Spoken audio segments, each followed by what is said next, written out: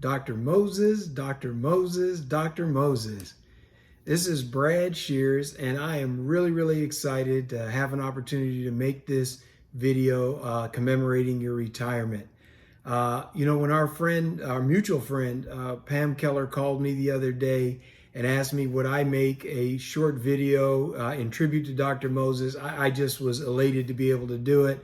And I just feel so honored and privileged to have a few minutes with you on this momentous occasion. Now, the thing Dr. Moses, is I grew up in the church. My daddy was a preacher, and brevity is not one of my strong points. So Pam and the people at Meharry have asked me to try and keep my comments brief, and so I'm going to try as best I can, but I hope you'll indulge me for a couple of minutes.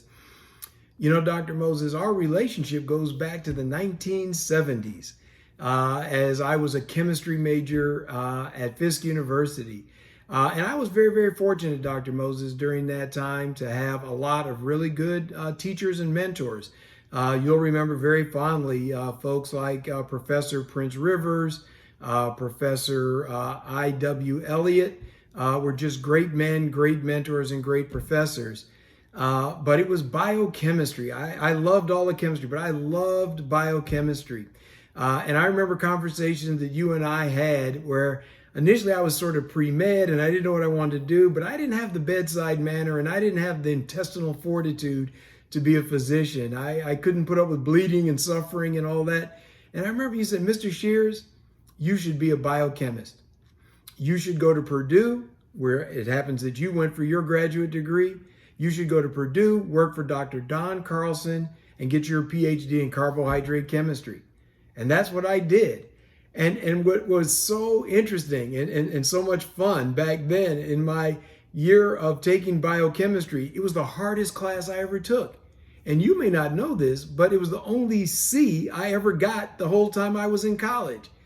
And you were really hard on me. And you kept saying, Mr. Shears, I'm teaching biochemistry in this class generally for folks who are going to medical school, dental school, veterinary school.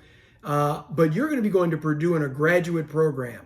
And the other kids, the other students are going to know a lot more about this biochemistry than you are if you just take this regular curriculum. So in your lectures and in the tests, you always had a little extra slice in there that was targeted for me, that you would lecture and say, Mr. Shears, when you get to Purdue, those kids are going to know this part. You've got to read that extra chapter of White, Handler, and Smith to be able to be competitive with those kids. And on the tests, there was always an extra question or section that I had to take that was that extra work. And, I hated it at the time. I thought, boy, this is my senior year. This is supposed to be easy. I should be cruising through. But you really tightened me up and you really got me ready. And obviously, when I got to Purdue, I was ready.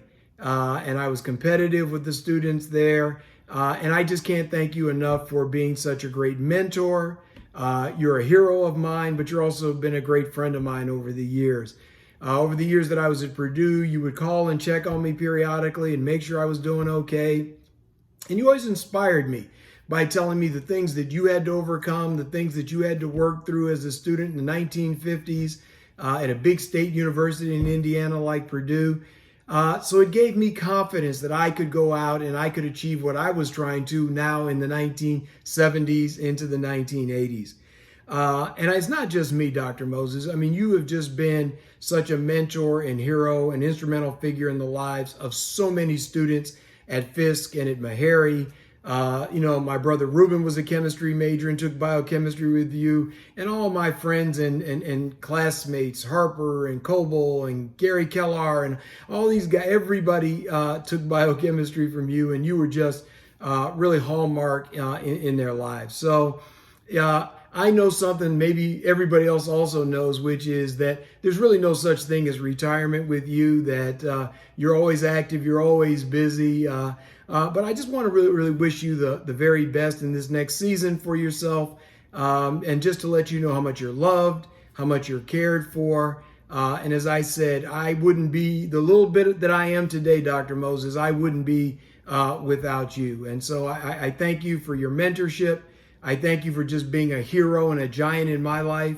And I thank you for being a good friend of mine for the last 45 years. And so I wish you all of God's blessings, And I just thank you, and I thank God for this opportunity to make this brief video and to tell you how much I love you and I appreciate you. God bless you, my friend.